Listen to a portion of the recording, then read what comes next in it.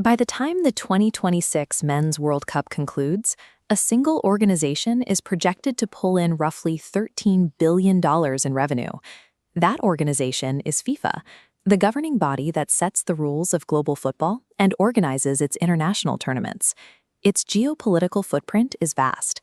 With 211 member associations, FIFA actually has more member states than the United Nations. Yet, from its glass-walled headquarters in Switzerland, it operates under a highly specific legal classification. Despite running an enterprise worth billions, FIFA is legally registered as a non-profit association.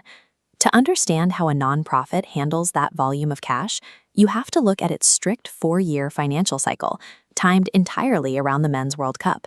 The organization intentionally operates at a steep deficit for 3 consecutive years, spending heavily to prepare. Then, the World Cup happens. A single month of tournament play generates enough cash to completely erase that debt and leave a multi-billion-dollar surplus. This extreme financial whiplash forces us to ask a very specific question. Where exactly does $13 billion come from in 4 weeks, and who profits when the cycle ends? The single largest cash inflow comes from broadcasting rights, making up 39% of total revenue. This sector is experiencing rapid expansion. For the 2026 cycle, the value of the U.S. broadcasting rights alone rose 94% compared to 2022. Following closely behind, ticketing and hospitality account for another 28% of the pie.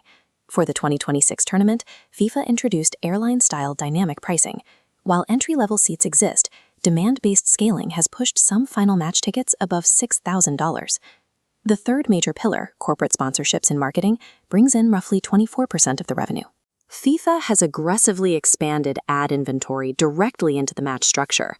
In 2026, scheduled 3-minute hydration breaks create hours of extra advertising space, allowing networks to sell 30-second slots for up to $750,000.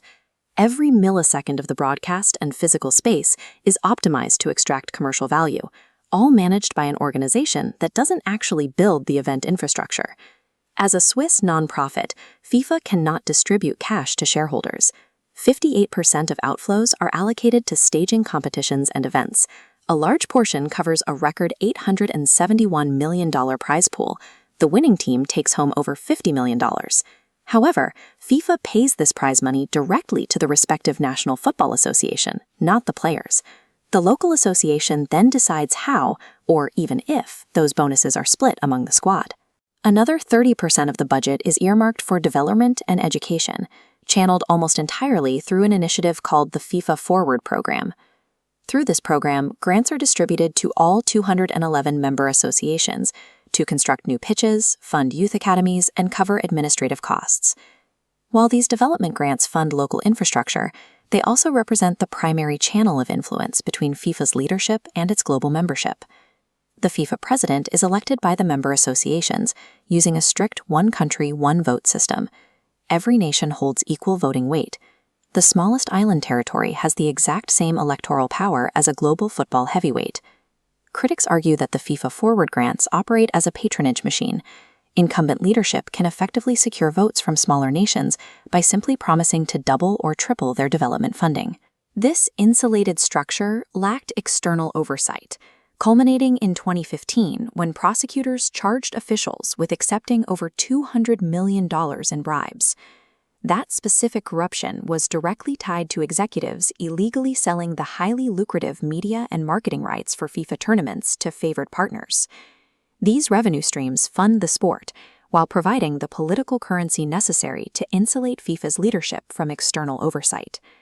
While FIFA sits on guaranteed revenue, the concentrated financial and structural risk of hosting the tournament is pushed entirely off their balance sheet.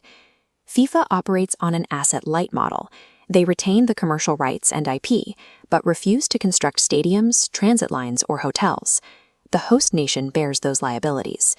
For the 2022 World Cup, Qatar reportedly spent over $200 billion on new infrastructure.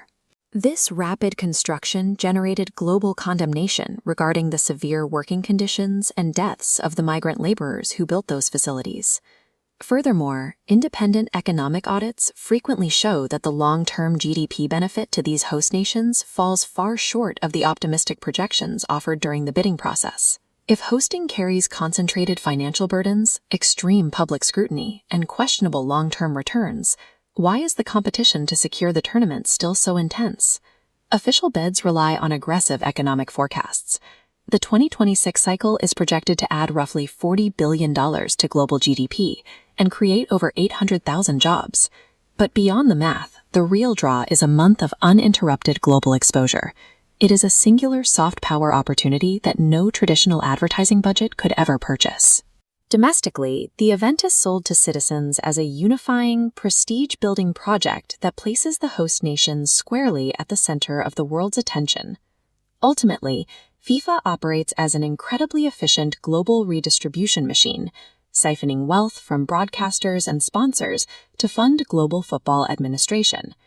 It is a structure where sovereign nations eagerly take on billions in construction costs and physical risk for a moment of glory, while the organization itself walks away with absolute financial certainty.